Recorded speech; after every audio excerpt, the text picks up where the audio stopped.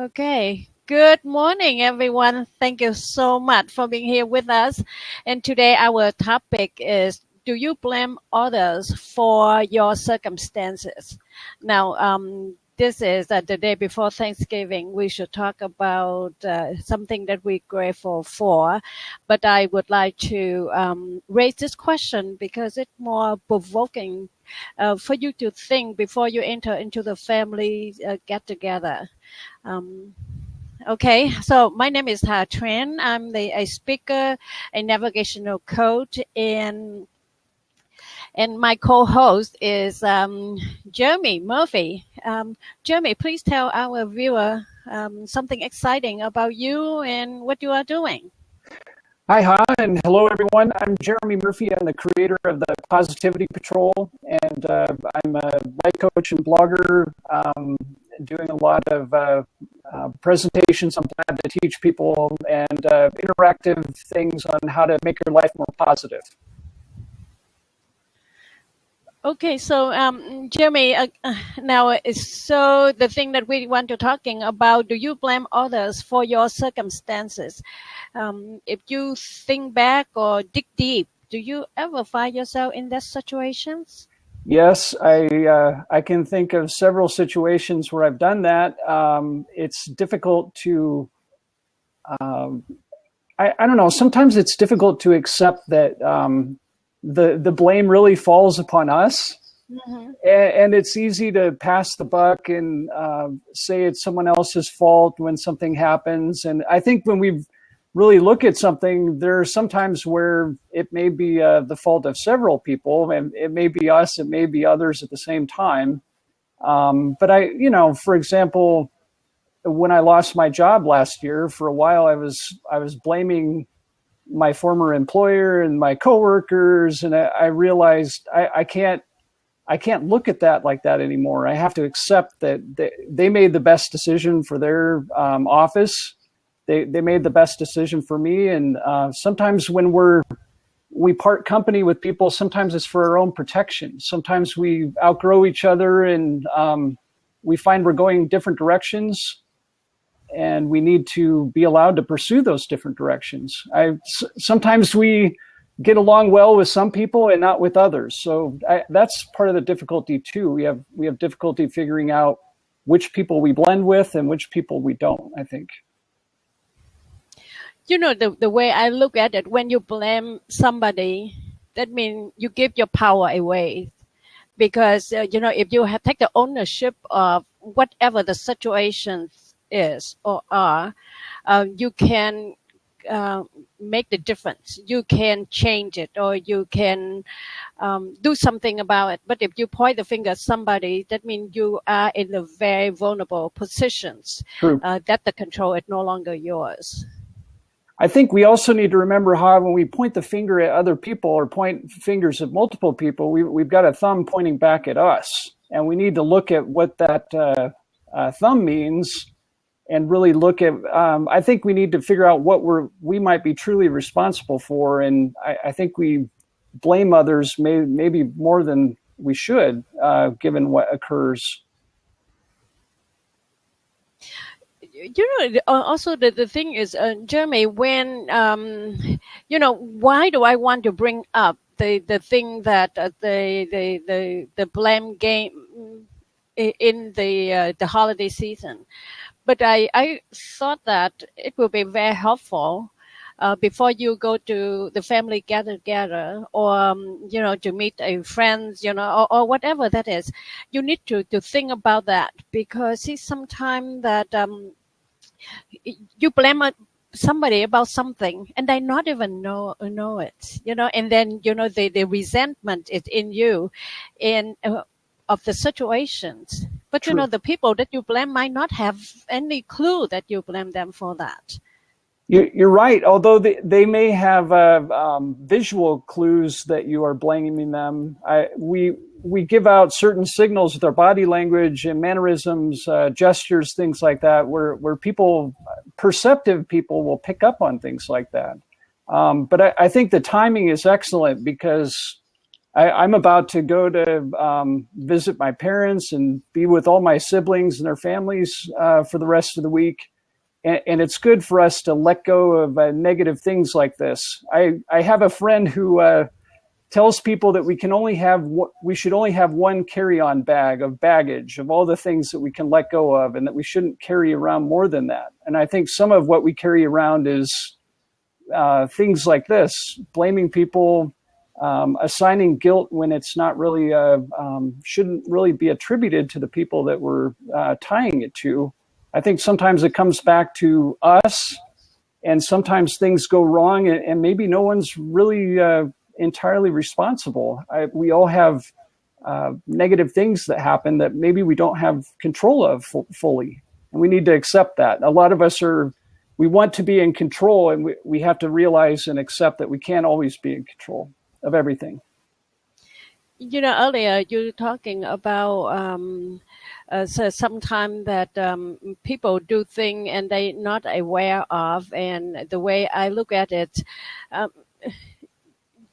because it's something that have to do with any resentment or any blame game is coming from the expectation and unmet expectations, and because you expect person or your family behave or support you in the Yes. way that you don't receive it.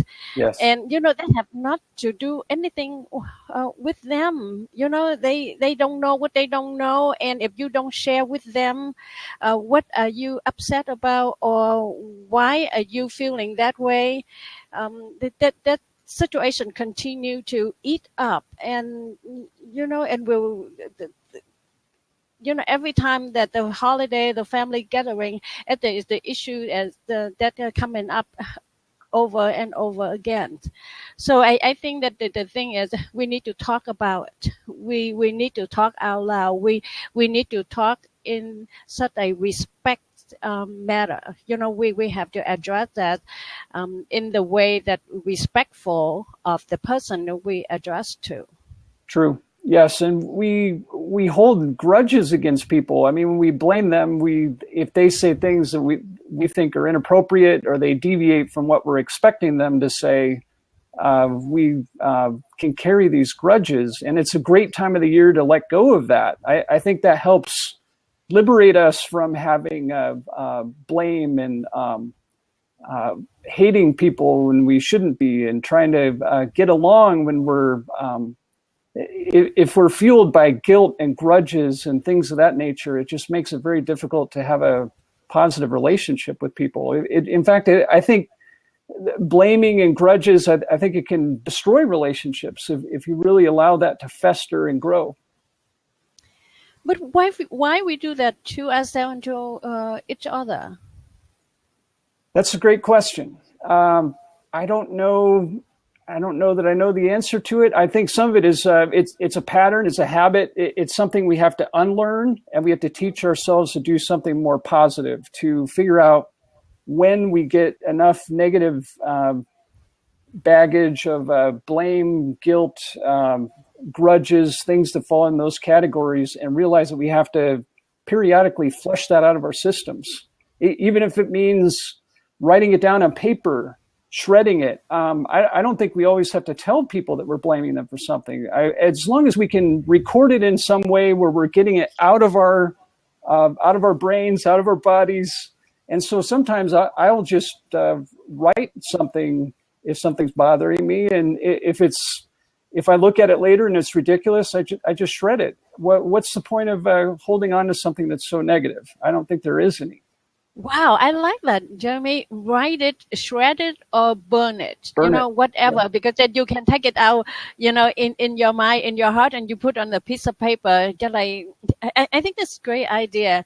And I did suggest to one of my clients to write to his family, because there's certain thing that going on in his childhood, and there's something misunderstood because.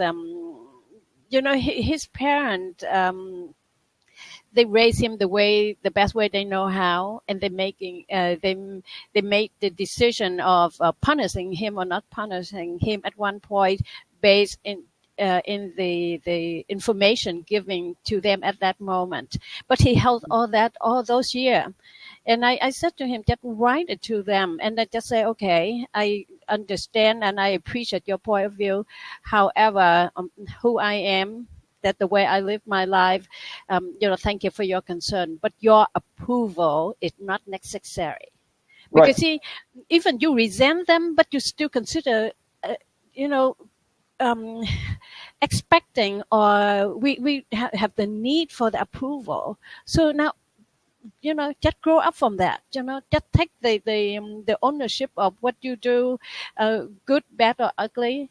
And then, if your parent or somebody else who you respect and say something that you don't quite agree with, and you just say, hey, thank you, your approval is not necessary, and Sure. go on with your life.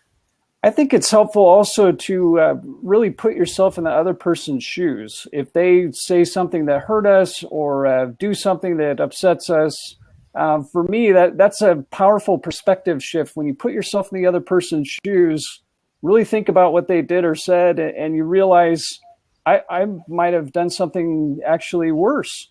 And this person is going through stress and things like that I may not even be fully aware of. So I need to, I think it was Plato that said, be kind to everyone. Everyone's having a tough battle. And we don't know all the facts and circumstances that underlie whatever their conduct is or what they say. And so we need to try to contextualize that if we can, put ourselves in their shoes. And sometimes we have to acknowledge everyone has a bad day. And we're going to say the wrong thing, and we're going to hurt others, even though we love them and they may be our closest family and friends that we hurt the most because we have the most interaction with them. But we need to let that go. We need to acknowledge that we all will say things we regret, do things we regret, but we have the ability to forgive each other when that occurs. Somebody that had mentioned to me some time ago, and I think that he went to the AA or something like that, and he said that's a phrase that he always keep in mind. That is, they said, "Let go or be dragged." And I said, wow, what a powerful phrase, just like the mantra, Right. when you go through your life that, if something that out of your control the controllable, and if you cannot control, just let go, because if you don't, you will be dragged. Yes. So I think that easy said than done, but if we can adapt that, will be great. Now, let me share you a little bit story about my resentment and how I decide to let go. As a Vietnamese refugee, at the time that we escaped and we got on the boat, people, and I had the broken legs at that time, and I cannot really control my body so much. And when we got on the boat, people kept push and shovel me to the point that I got to the bottom of the boat. I sat next to the engine hole, and all that time, and I had the baby, only 28 days old. I was so angry, and I called that group of people a herd of madness people. And then now, we see the refugee on the news, and I don't think that they woke up that morning. They decided, oh, I got on the boat and I pushed her to the bottom of the boat. But people, they do things for themselves. I happen to be in their way. You're right. And then. Wow, when I get that, make me feel much better, because not so much of people single me out and try to hurt me, but because I happen to be in their way, and I find the forgiveness in my mind and my heart. And Sure. Parents just like me, they do something that they know the best way they know how to protect their kids, or just to escape or to get out of the country, and I happen to be there. Yeah, we're always looking for comfort in some way, and sometimes we act in our own selfish interest, even when we're trying to act selflessly. And I think it takes a daily effort to restore that selflessness. But again, we're always looking for comfort in some way. If we're uncomfortable, we're looking for something to ease our pain or make things easier to process or accept. And I can see that other people, when you're in that situation, people are going to act out of character. And I'm sure that almost everybody that was on that boat with you, just how people were traveling together and in high numbers and all that. I mean, you're not going to have the best behavior of everyone. And I think, it's not unusual to have experiences like that in that type of situation, I wouldn't think. When you're in the situation like that, bring out the worst in people and bring out the goods in people. That's the situation made hero, Right. That I always think that way. Now we have Omar, we have Chuck, we have Mary Beth, and we have Tony.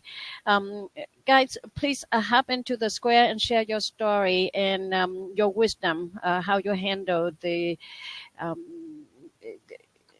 the resentment, or how you settle the differences between you and your family, or how can you ease the memories of yesterday that somebody have done wrong by you. So, okay, here we have Chuck. Well, good morning, everybody. Morning, Chuck. Hey, Chuck. Good morning. Happy Thanksgiving. Thank you very much. Thank you. I always enjoy saying the word thanks for giving. And when I send cards out in our businesses, we always send Thanksgiving cards, not Christmas cards. We've got Thanksgiving cards always got open. Christmas cards don't. And of course, if you handwrite them and personalize them, it works out better. But thanks for giving, because in reality, people around us are constantly giving things to us. And so that's why I came up with the little words, thanks for giving to me and to others. But regarding the blame others for my circumstances, I really feel bad because I can't remember doing that. It just isn't part of the psyche, because I beat myself up every once in a while, but I get rid of that by, as Jeremy said, I do this often. I'll write down on a piece of paper on the left side what I think is wrong with me. And then I'll write on the right side what I think is right with me. And I read them intently, and I read them out loud. I rip the paper down the middle, take the left side and light a match to it, and then post the right side in front of me. That's why I like burning better than shredding. Burning is more visual. It smells, it stinks, and so on. But actually, all of the negativity I've had in my life has been self-induced. I have all business relationships worked out well? No. But as Hans so well said, if we think that our problem is the product of somebody else, we probably should sit back and think about where they're coming from and what they're going through today. As Han mentioned on the boat, and I can really empathize, or, I feel that. But then again, if we look at it, those other people who were rude and mean to Han were probably going through a lot of the same problems. I mean, the same angst or the same concern, the same worry, the same fears, because it is fearful to pick up and leave a home and go where, they talk about the refugees today. I had a chance to speak to a friend of mine who was from that part of the world. And he said, what a bunch of dummies. Why in the hell would they want to move to Minnesota? From Syria. I mean, I know that sounds funny, but it's cold, it's miserable, and we have to say one thing about, of course, I like warm weather. The climate in the Mideast is not, it's good for me. Chuck, can I say something about that? Sure. When you in the refugee camp, you will be praying for somebody to sponsor you to get you out of that camp. Right. It doesn't matter where you go. I mean, when we had sponsored to Chicago, I mean, it's just in the middle of the winter. We don't know any better. Yeah. And that we don't have the choice, to say, right. I want to go to Hawaii or Florida. No, we don't even know what is Florida and where is Hawaii, Mm-hmm. So, we don't have much choice at all. At the refugee, I can share the insights. And you were thankful for what came your way. That's correct, sir. That's correct, yes. That's the thing. So anyway, do you blame others for your circumstances? We shouldn't blame others for anything. And the only person we have to look at, and I always loved, and I've recorded it and sent it to a lot of people, the wonderful poem, The Guy in the Glass. And I'm sure you've all heard it. It was written in 1935, and I think 35 or 37. And there's also The Gal in the Glass, to be politically correct, you know. But good morning, dear. Hi. Shirley just fixed her hair, and now she's heading out to her wood shop. But because it's Christmas time and the elves have to work. You know? Sure. But have the both of you heard the poem, The Guy in the Glass? I think so. Yeah. What I'll do is, when I leave here, I will put a link to an MP3. It's okay. You know, it's just it's a very good thing to download it and listen to it occasionally, because it really helps us take this topic, do you blame others for your circumstances, to heart. So I'm going to leave and let all the other important people come in, and I will put that link in the bottom. And I don't have anybody to blame today, so I'm going to move along my merry way. But if I stay here, I'm going to blame myself for not getting the newspaper out. Right?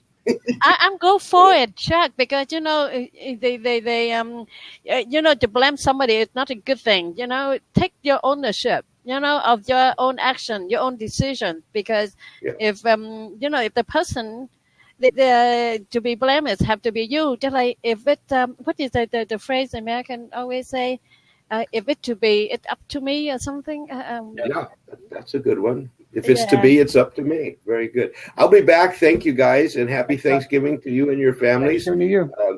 Bye-bye. Thank you, Chuck. Always love to see you. Okay, we have Tony, we have Omar, we have Walter. Marsha, please come in and talk to us. Yeah, come on, I mean, share your story. Yes, share your story. Okay. Oh, I have Gerard. He is here. Come in, my friend. I'd love to see you.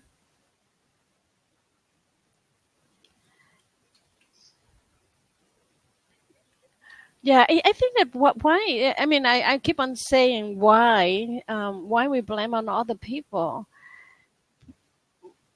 But it's easy to point the finger to somebody else than to have the finger go to you. It is, and all the definitions that Tony put up in above, if you scroll higher, I think they're valuable, and some of them indicate that we blame each other for the simplest things.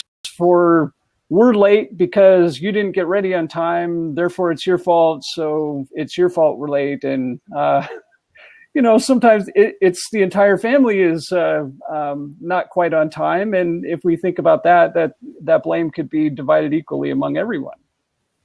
Even for something simple and small like that. But that accumulates. If we get in that pattern and we stick in that pattern, it perpetuates that bad habit.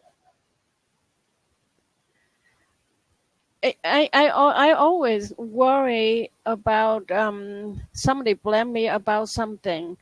I'm capable of doing a lot of things on myself, and to have me to blame for already. So no need for me to be blamed about somebody else's result or their own actions. Mm-hmm. That's why I very much open for anybody. If I do something that I would love for them to address to me. Because if I agree with, I will do everything within my power to change it, and if not, then I have to let go.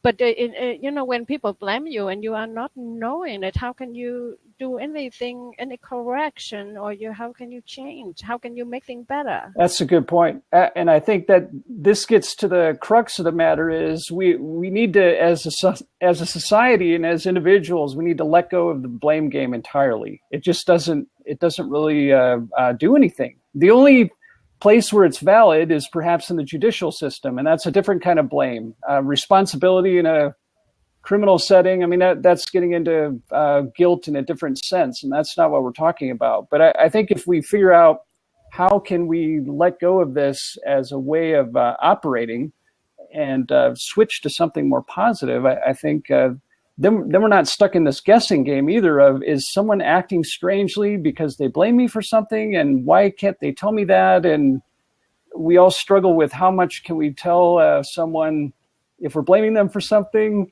And it's just more healthy to let go of the blame game entirely. Do you agree? Yes. Oh, I agree totally.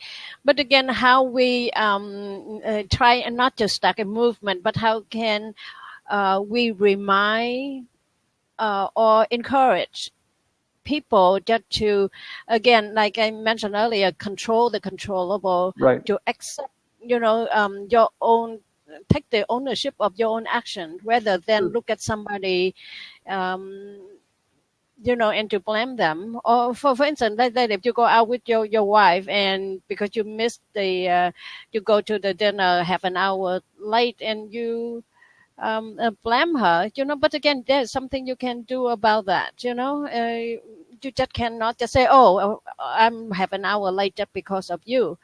I don't know what good is that to say that. Well, it's really not of any use to do that. It just harms the relationship, even if it's true. It's just not. The thing is, someone else can cause us to be late for something, but the next day we can cause them to be late for something else. And so casting blame on people, whether it's deserved or not, creates a situation where they blame us for something, whether it's deserved or not. And we can get out of some of this by just trying to find more healthy ways to deal with it and talk about how we can prevent being late for something the next time. And you can't, I think we all have to realize, even those of us that want to be in control of everything, that we simply can't. We absolutely can't. And we can try, but trying doesn't get you very far. We have to actually measure what those limits are of how much we can control and let go of what we can't. Jeremy, in my house, I have a clock everywhere, and including in my office right there, I have a broken clock. And, and for years, people would come to my house and they just say, what are you doing? If that needs to bury or something, why don't you fix it? No, I don't want to fix it because I want to have that clock remind me that a broken clock right twice a day. Right. So, and what, so I love the idea that doesn't matter what the situation that is, the circumstance that is. If you think that, oh, that person is no good, they wrong all the time or something you want. But again, it reminds you, a broken clock right twice a day. True. And that person, if you think that they might be no good to anything, they will surprise you. They might be good a few things, but you need to look into it. You need to acknowledge it. Right. Also, I think with the blame issue, I think we get trapped in what happened in the past. And I think if we can get focused more in the present, then we're not getting caught up in what happened in the past so much. It seems like if we're carrying that baggage from something negative in the past, that's at least for me and for others that I've noticed, it seems to be that is what really causes people to cast blame upon others, reflecting on something that went wrong and why. And we just simply, we can't stay in the past. We can remember the good things of the past. We can learn the important lessons of the past, but we shouldn't live there because it's gone. We have to focus on the present and deal with the future as much as we need to be happy, productive, and effective. That the word here is a blame. That is something that it's not necessary that somebody fault, but because a certain expectation in your mind, you expect them to behave certain ways. True. And they didn't behave the way that you want them to. That this is the situation of the discrepancy between your expectation and the way it is. Right. And I don't know. And I keep on go back to the holidays here. We need to dig deep. We need to think back. And why certain things happen, why we blame other people. We need to re-examine and see for ourselves as is before you enter into that room of the family reunion or family get together, because this is the time that to share, to create the good memories. And if you Right. just go in there with the resentment, that defeat all the purpose. If that's the case, decline the invitation, stay home, eat the TV dinner or something, but there's no place for you to get into the dining room table where people slave over the hour to prepare the meals, and then here people cannot look in each other's eyes, or they say something just like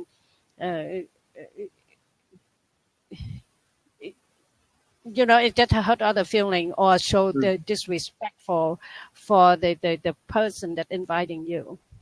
Yes, we really have to be the best versions of ourselves during this type of week. We interact with each other a lot more than usual, and we're thrown together with more of our families than we may otherwise, and not used to the higher degree of interaction with more people. There is a higher risk of conflict.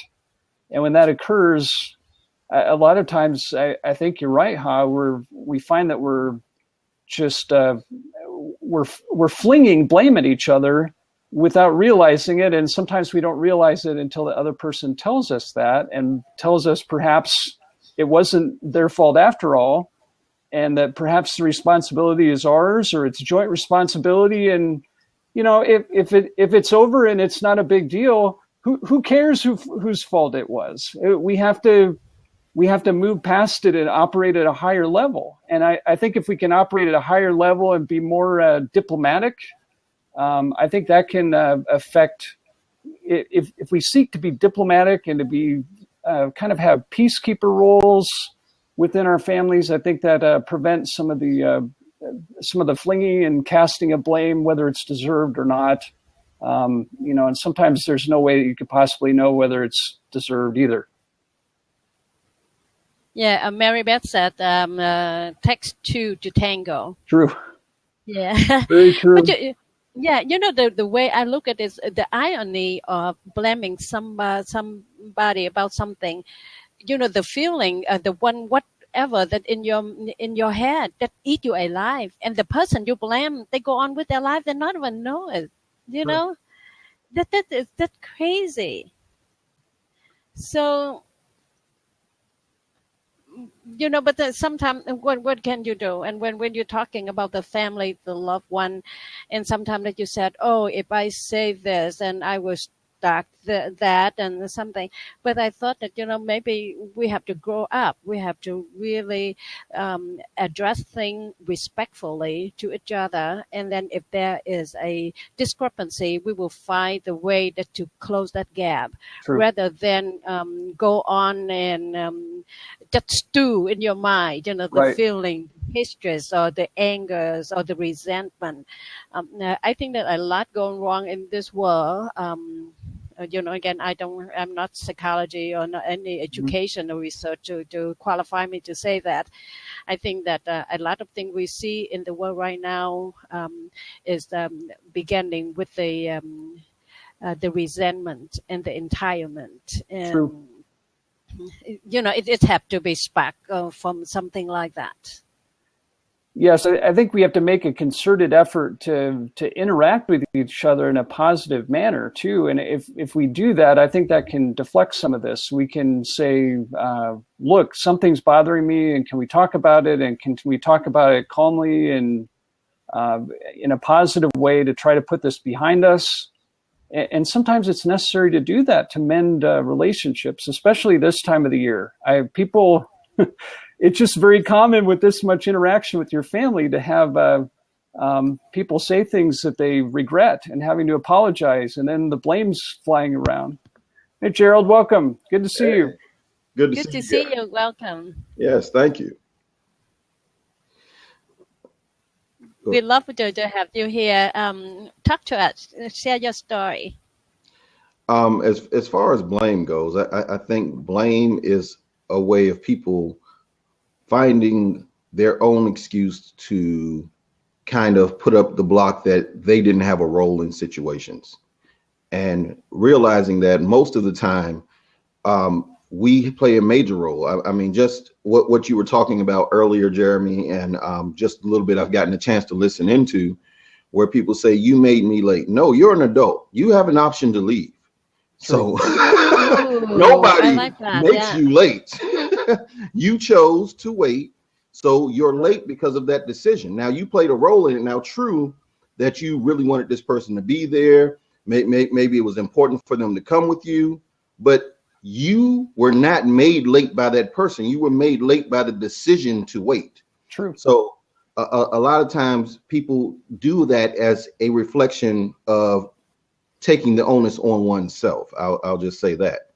And we do that a lot in life, in a lot of things that we do, where we don't want to own our role in situations, which is why so many people feel stuck and frustrated in their life, because they don't want to own any of it. True. You know, oh, if somebody else gave me this chance, oh, well, this guy got this person, this man, this woman got this promotion because they knew somebody. No. Maybe they were just better for that job. Maybe that job wasn't meant for you. Right. It's all in perception. And that's really what we're talking about here. If you change if you change the words you use, you change the feeling you attach to it. Mm-hmm. So versus saying someone made you late, you ask them, say, what could I have done in this situation that would have helped you get prepared on time, get prepared when we were supposed to be ready. And then people are more willing to help versus when you blame them, because then it becomes a confrontation, not a conversation. So. Oh, I like the way you said, because it's a matter of perception, that, not, that is, and again, perception and your expectation and all the stuff. And you have, you make the decision state. So do not blame on somebody because you are late. Yes, absolutely. We all have roles to play, and we play. When we understand the true power of what God has given us, the ability to have free will and to make the choices and to create and to do what we would like to do for the most part in this world, then when you come from that perspective, it's hard for me to blame you.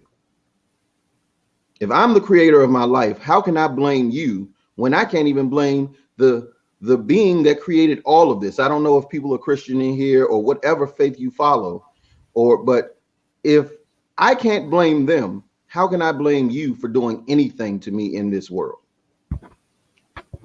Oh, I like that. I don't know who said that, but the man said that every man give birth to himself. When I talk about man or woman, because your parent, perhaps they give birth to you, but you are the man or the woman today, you are give birth to that person. And, man up, lady up, take the responsibility and, be the person that you can best be. And do not blame, the circumstances of the society or your neighbors, that's not a proactive. Not a proactive or productive thing to do. If you see something that you don't like, fix it. Yes. Do something about it. Absolutely. Right. One thing. Yes. One thing I tell my sales guys, and I say it as a joke, but they know I mean it. I always tell them, I say, if you're going to cry all day, what's the baby going to do? We all have a job in this life. Babies can cry because they can't express themselves any other way. You are grown. Do something different. What is it that you don't like, and let's address it so we can fix it and move forward. Because you crying about it will never solve your problem. That's very revealing. I think I was going to mention how childish it is to blame others, and so I'm glad you did that, because that makes the point even more directly that it's maybe beyond childish. It's infantile to do that in some cases, but it's a bad habit. We need to find ways to unlearn it and teach each other to unlearn it somehow. Absolutely. We have to address that, which is why it's so important that a lot of these companies in their cultures, in their corporate culture, But even beyond the corporate culture, just for individuals, it's important to do some personal development, to go and get some of this information that is available, and go to somebody that can deliver the information in a manner in which you can receive it. See, because everybody's not going to be on the same vibration. Some people may identify with the Tony Roberts. Some people may identify with a John Maxwell, you know. So you have to find the right messenger so that the message lands. True. And that's very important. Yes. So, you know, Gerard, you have said something very profound and make a lot of sense too. So, you know, tomorrow is Thanksgiving. People start to go to the in-law, to their friend, to their grandparent, to their parents or something. What do they need to prepare, and how they need to resolve those feelings they already have before they got to they sit down at the dinner party. And again, you know, we're talking about sometimes that you blame or other people for whatever circumstances you get yourself in. But, you know, you are the one who on that thought, and that person, the person that you blame, they might not even they have no clue that you thought that way, or you blaming them about certain things. mm-hmm. How can we prepare them, or what the word of encouragement? What do you suggest that they need to do, you know, to check on their feeling or how they resolve that? If they're going to dinner with someone that they may have unresolved issues with, that they have been laying blame on, am I understanding? I just want to make sure I got the question directly so I can answer it. So are you saying that they have an unresolved issue with someone, or just in general when people are coming to the table?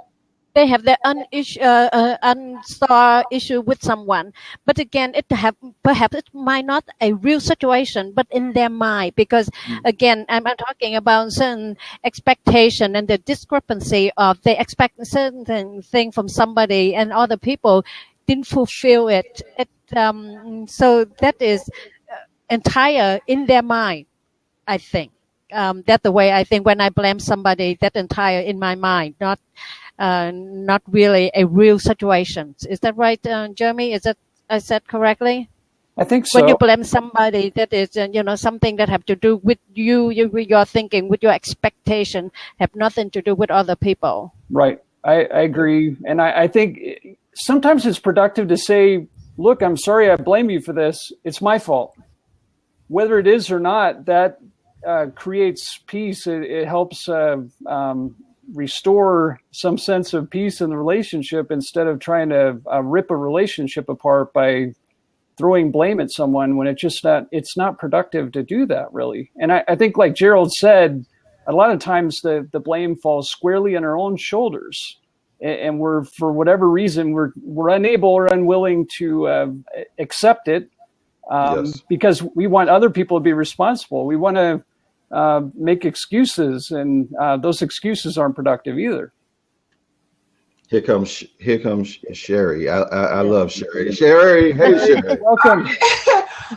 I'm really enjoying this, and I wanted to hit on 2 points that Gerald and Ha made. Okay, you know, and Gerald, your point was excellent. I couldn't agree more in terms of, we train people in how we wish to be treated, and then we blame them when we have allowed this behavior. Even though, you know, we've never signed a contract, we've basically said, when you do this, I'll do this, okay? But then I like Ha's point about the discrepancy of expectation. So when you encounter someone that you may not have a wonderful relationship with, the first thing I would suggest you ask yourself is, what would I like to see? What am I expecting from this relationship? In order to, and then to say, are my expectations realistic, given what I know about this person? And I'll use myself as a perfect example, and I'll date myself too. There was this show called Father Knows Best, okay? Oh, wow, yeah. And I love that show because the dad was just wonderful. And I never could understand how come my father was not like that. He was a distant figure. He figured his role was to provide for the family, and he did that. And then after that, leave me alone. And for years, I was just hostile because he could not provide that father knows best image or response.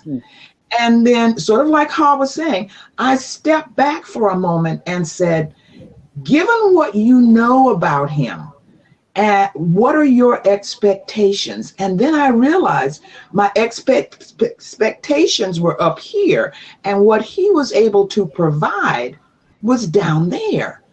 So I realized I had to sort of meet him where he was. Yes. Okay, meet him where he was. My father liked golf. He liked gardening. Once we started doing those types of things, he became that father knows best character on that level. So you have to ask yourself, and that's why I wanted to jump on Ha, because when you said that, it just sent bells and whistles off, because we have this picture in our head of what we want, but we never turn it around to say, okay, how does that picture line up with what this person is actually capable of? There you go. That's exactly capable of or willing to provide at this point. Because at some point, we also have to accept that maybe we haven't provided enough inducement for them to make the change as well. Very true. I was Sherry, raise a roof for that. I was just about to go to that point. Because you blame your dad. That was such a great point. He didn't know. Because I just wanted. He didn't know the image you have of him in your head. I was going to say, because that goes to the point of when you are in relationships, and this is just something I do. This isn't for everybody. Everybody doesn't feel the same way. But I always look at 2 questions when you are looking at the relationship. Can they and will they? Right. Can they deal with aptitude? Do they have the ability to really be able to do this thing that I am looking for them to do? Can they fulfill this task? Are they capable? Do they have what is necessary to be able to fulfill what I am expecting of this person? Will they deals with attitude? Do they have the motivation, the reasoning? Do they care enough about what it is I'm talking to them about, or me enough to want to do or to make that change and fulfill what it is they are capable of? Because you can be capable, but without the motivation, you still won't do it. Right. And you can have the motivation, but not the capability. And then we're still at the same impasse. So you have to ask yourself, can they and will they? It's very important. Your aptitude and your attitude determine the factor in the relationship. So. Forgot I had that. I need to get one of those. Well, I always give props to Sandra Centorino, because I copied her, and but yeah, great prop. Gerard, a lot of things you say, if we hear Gerard said and Gerard hear himself said, we said, is that person willing or able to do something? That's our expectation, you see. But we never, we can expect anything that we want from that person. But if we have a high expectation and that person didn't fulfill that expectation, they didn't meet your expectation, it doesn't mean that they didn't fulfill their promise, because they didn't go out there to say, Gerard, I'm going to do this. Gerard, I will do that. See, and that's why communication is key. Yes. Absolutely. Absolutely. And even when you are talking about, as I like to say, conflict resolution, the problem is a lot of times, okay, we're going to do a little test thing here. And this is what I love. See, if I come up to you, any of you all, and say, look, we need to talk. What is your initial reaction? See the reaction? People always, uh-oh. Anyway, here it comes. Exactly. The defense walls go up. It's like something's wrong. Yeah. And you're preparing for whatever may be getting ready to come at you versus saying, look, I need your help with something. It's better. That's a much better intro. Oh, that's the language of choice. See, that's awesome. Yeah. You know, it's all in the verbiage that dictates the emotion. And that's what I'm saying. People receive that differently. You're right. Yes, we're going to have the exact same conversation, but because I didn't come to you and say, look, we need to talk, that's usually not good news. So well, we expect it not to be good news. Well, you know. Go ahead. Gerald's point is excellent, just from the standpoint that, again, being aware of how what you're saying is perceived, because perception does become reality. Yes. So, and we need to talk is one of those phrases that is a pregnant pause. It's very loaded. It is loaded. That's exactly the word I was thinking of. Sure. Yeah, it's very loaded. You know, so a lot of times, another good example, when I've called customer service on something that I'm having a problem with, okay, and we've all done it. You want to come down that the person, okay, first because you've spent hours waiting to get a real live person after pressing this for that and this, that, and the other. Yes. And then after we've chewed their heads off, we expect them to help us. You know, so what I find that I make myself do is I stop and say, John, I know you just had the misfortune of picking up the phone. I'm going to take a deep breath in order to explain my situation. And then that goes back to sort of what Gerald was saying. I've now prepared, John, that I'm not, even though I want to, I'm not coming down the phone at him. And exactly, it goes back to that, like Gerald was saying, that we need to talk. Stop giving off the cues, because certain phrases, and like it or not, they create. I'm big into visuals, mental images, visualization. Certain phrases send us to certain places, and you need to take a moment and stop and say, what is the best approach, or what's the best phraseology, to be very deliberate about it, I guess is what I'm saying. Yes, absolutely. Yeah, we have to be intentional. You're right. Go ahead. Go ahead, Jeremy. The reason I left so loud. Where are you going, Sherry? Because the language usage is very important, because somebody can look at you and said, when I look at you, time stands still. And then, in the same concept, they said, look at you, the clock stop. Okay, now, if your beauty have some effect on people, that time stands still, say a lot more about your beauty than just to take you, the clock stop. Yes. That way, I think that the language usage is very, very important. So choose your word carefully, because you can prepare somebody, mentally to listen to whatever you need to say, or they start to really close their mind immediately because they said, I put on mute because I know let that woman get all her steam out before I listen to her. Well, it is. It's sort of like how I say that it does require a level of intentionality. Yes. To basically stop for a moment And I know I have to do this, and it's something that I struggle with because my inclination is to say what I'm thinking, and for some people, they don't want to hear what I'm thinking. Not in its full force. So I now understand that I have, and I'm not saying self-censor, but I have to frame it, or as Ha was saying, sort of create a mental picture that makes the reception of what I'm about to say a lot more positive. Okay, so we've all heard it where you say your parents put some sugar that helps the medicine go down.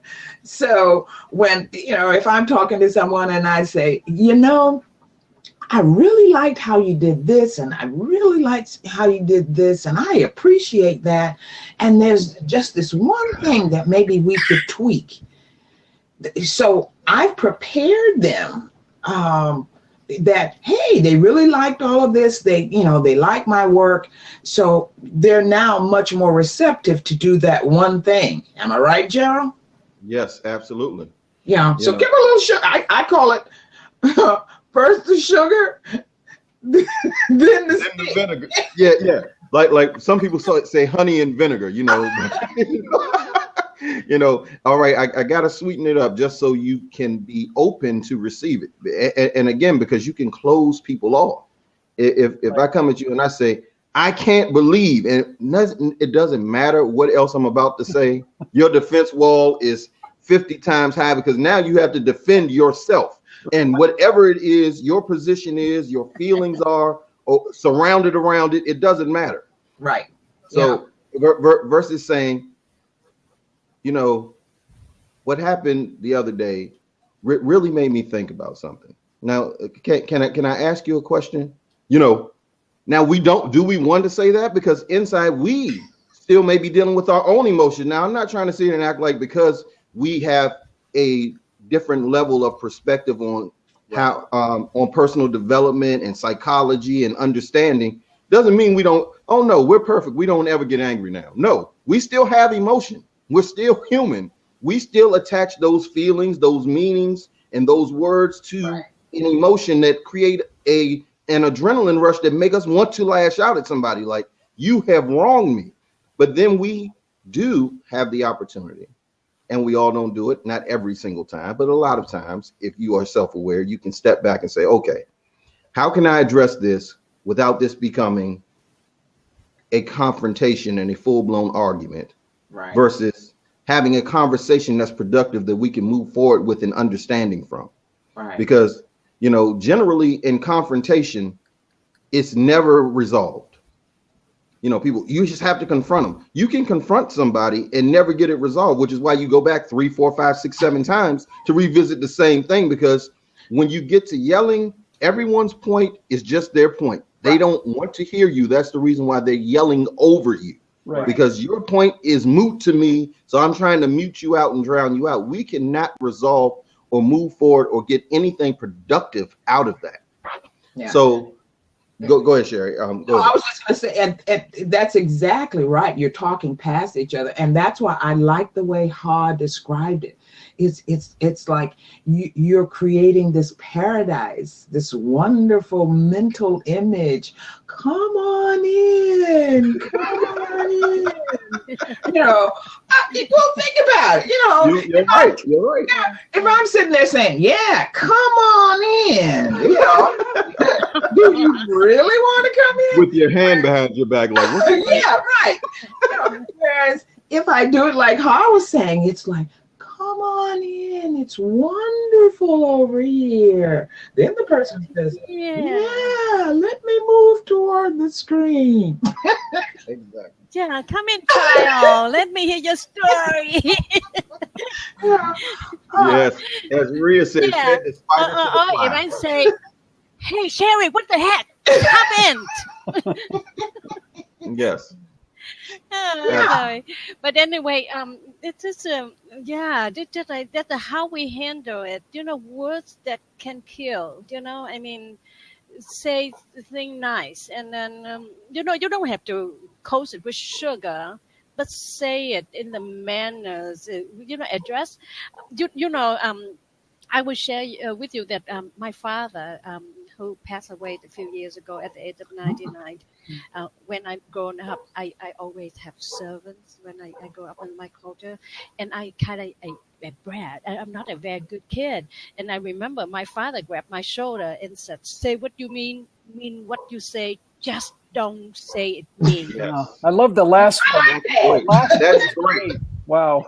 That was great. Yeah, so that what I always remember what my father said. Yeah, you have to address, because the transparency part, you need to address the thing. We have to be open to talk about that, but you don't have to say it. Right. And just to piggyback on that, one of the best things I ever heard was Tony Robbins said, he said, one way to short kill a relationship is to question someone's intention. And that's what blaming pretty much is you're questioning their intention. Because how good do you feel if somebody says you purposely did X to me? And they may not have done that. And you are so much more than your actions. We understand that. All of us have done something where we're like afterwards, how did I do that? Because sometimes we are reactive. As much as we are active thinkers, a lot of times, especially when you're in a heightened state, you just react. So that was one of the best things I've ever heard when he said that, if you want to kill a relationship, just question somebody's intention. See how far you push them away. Because people, a lot.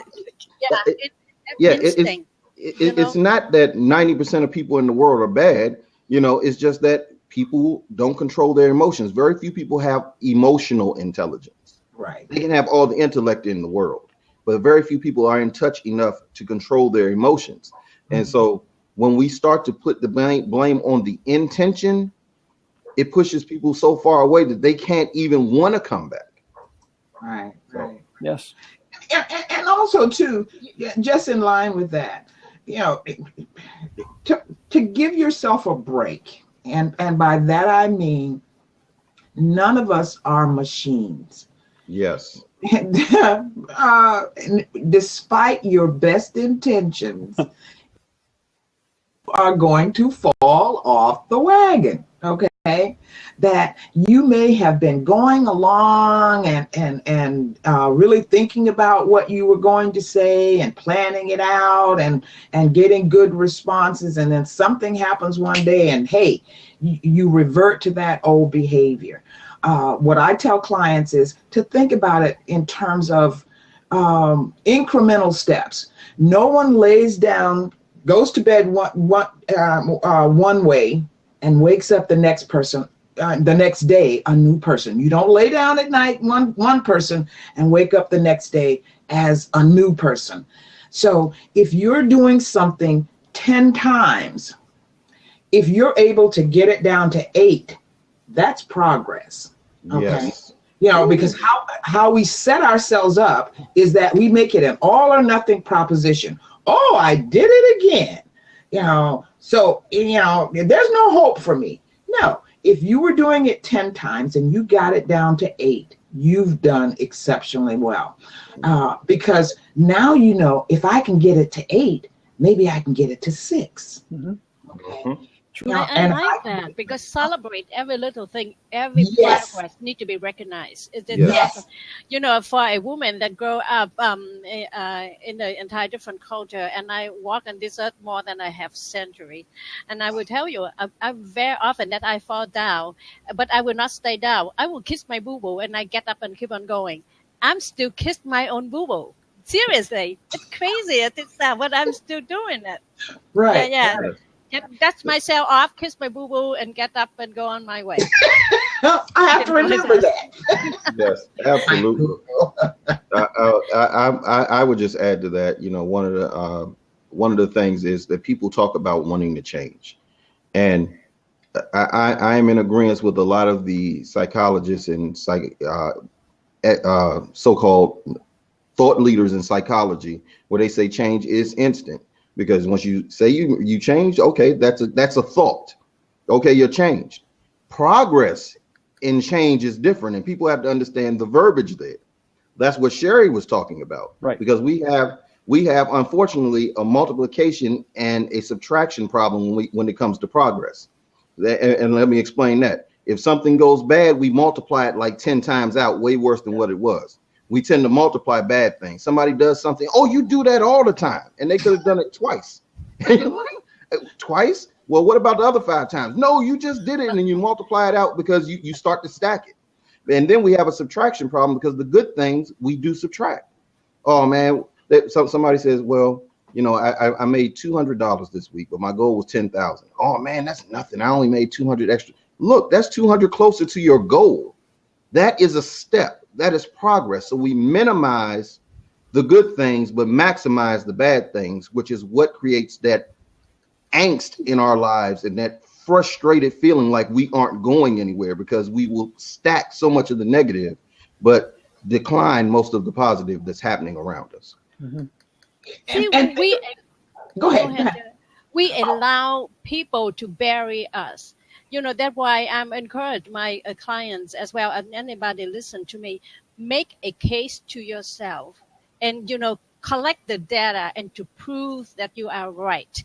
Because, you know, whatever that your intention, I'm not questioning your intention, Gerard, but whatever your intention, if you have that, and just like the thought, you hold on that thought for a moment, hold on that vision and keep on going into that direction until you get there. But the beauty of it, you have to collect the data to support how and why, and then make sense that you get there. Because you know, people will pull you down and people will knock you off. You know, if you know that you are on the right track, keep on running, because if you don't, you will run over. Okay. And also, just in defense of people multiplying, okay, you know, I look at it this way, you know, well, not look at it. Research has shown that we are biologically programmed to magnify the negative. Yes. We're biologically programmed to do that because, you know, it was a survival mechanism. So when I run into something negative, I need to remember that because my life might depend on it. Well, you know, fast forward now, and we're in a situation now with buildings and cars and this, that, and the other, where we don't need to fear the cheetah or the lion or whatever, but our bodies are still doing the same thing in terms of being aware of potential threats. Sure. And in line with what Gerald was saying about change, you have to understand as well how the brain works. Yes. Okay. If I drive down this particular street in order to go to this particular place, every time I drive down the street, the neural networks in my brain make a niche, and pretty soon there's a path. So when I get on that street, my brain says, we've gone this way, this is what we need to do. If I decide I want to go in a different direction, my brain says, okay, here's a niche. And every time I get there, there's a decision-making process that is superhighway, path, superhighway, path. And that's why they say it takes 21 days, a minimum of 21 days, because it takes that many nicks for your brain to now give you a fork in the road that's no longer superhighway, path. Am I making sense? You know, yes. It makes perfect sense. Yeah, so you have to understand that it takes a while for we're creatures of habit. And that's what the neural network part of it is all about, that the brain is going to take the shortest route. So it looks for all these shortcuts in terms of what you do. And in order for you to make it work, to create that other path, there has to be intention. You have to sort of follow through on it. And that, again, that goes back to that 21 days in order to make that change. So that's in line with what Gerald was saying. That's why you got to keep doing it. Yeah, it is. It's about the routine of it. It's right. It's about, excellence. Excellence is a habit, just like mediocrity is a habit. If you do things with a certain level of wherewithal and determination and standard, then you usually can get the excellence that you wish to achieve. But a lot of people, as you said, don't want to push beyond that comfortable thing. See, and that's why it's so important that people get around people that are doing at the level or even higher of where you would like to be. Right. Because if all you have is the model of the people that you see, then it's so hard for your brain to recognize something beyond that. Because what do you see? Who are you around? What are they doing?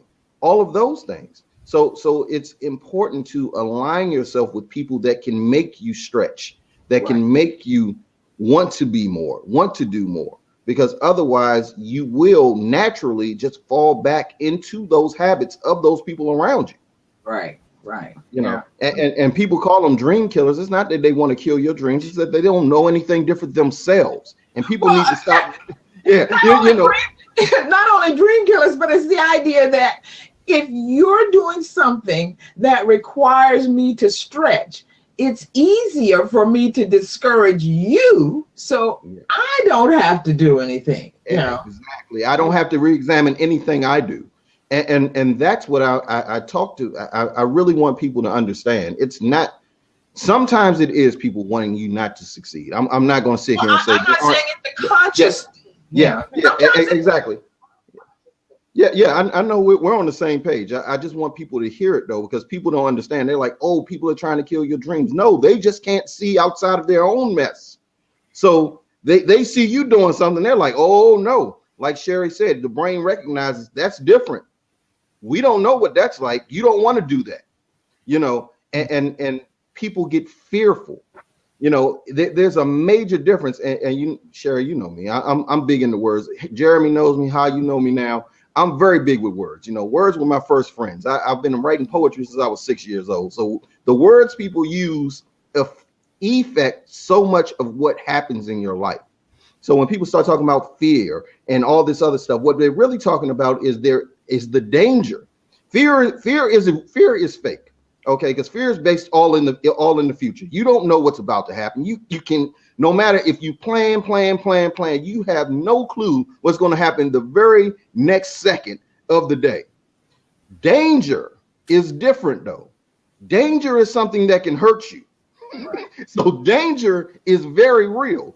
If you step outside and it's a car going 60 miles an hour and you step off that curb, you will get hit. That's danger.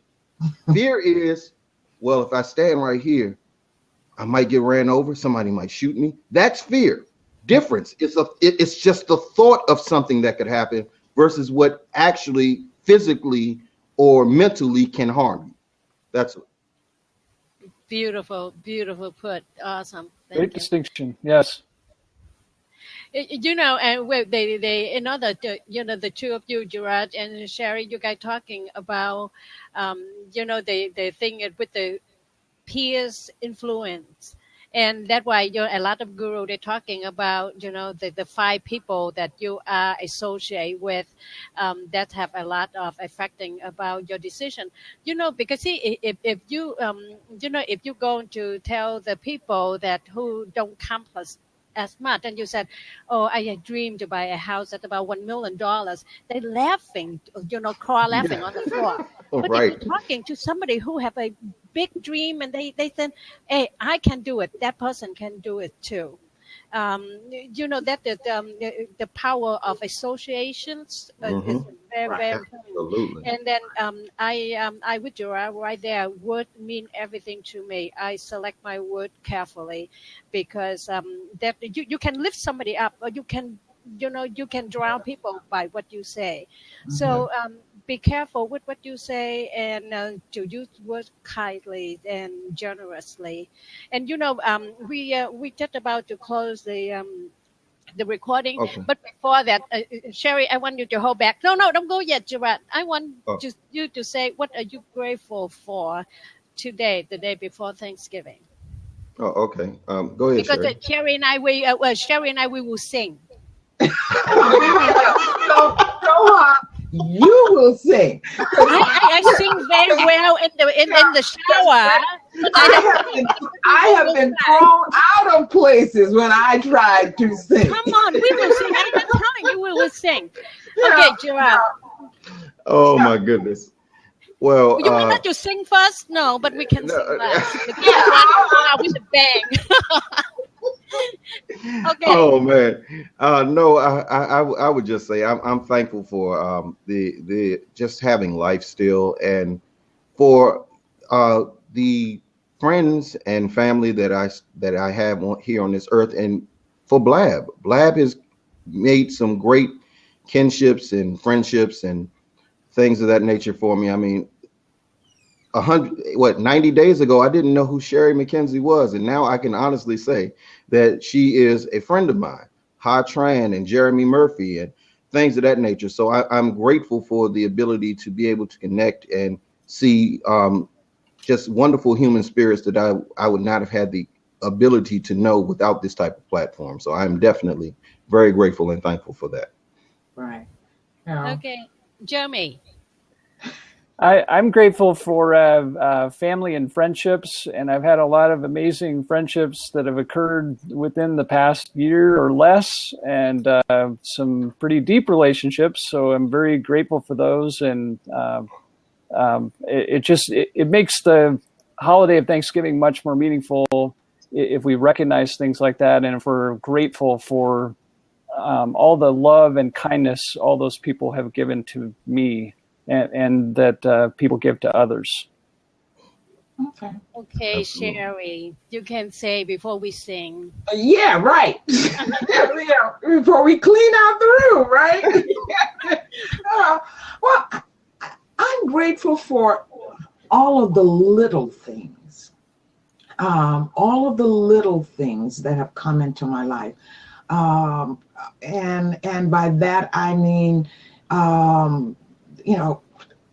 just being able to appreciate small gestures, kind gestures, and what they have meant to me. Because, yeah, the big things sort of take care of themselves. But the little thing where someone sacrificed some of their time to spend some time with me, that's a big thing. Because, you're never going to get that 4 minutes back, or you're never going to get that 10 minutes back. So that it was a big sacrifice you made in order to do that. And I was saying to someone the other night that it is the little things that become important. At one point, my thumb was affected, and I had to go into therapy in order to learn how to reuse my right hand. And the last thing I had to learn was to do this, to relearn, was to do this. But when you think about it, it's amazing, because this is how you grab a hold to an object. This is how you how you open the door. This is how you pick up a coin. So I'm grateful for all the little things that have come my way.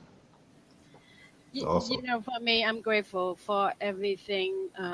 Just to being here, to be with you.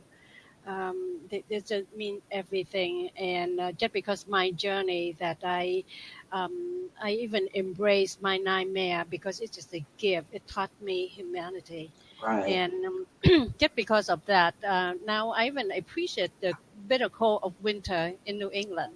So now, are you ready? We will sing that Annie had her gun. Okay, got no diamond. Come on, got no diamond. Got no pearl, still I think I'm a lucky girl. I get the sun in the morning and the moon. Go dancer. Yeah. That's it. I can sing very well in the shower. See, I'm singing it.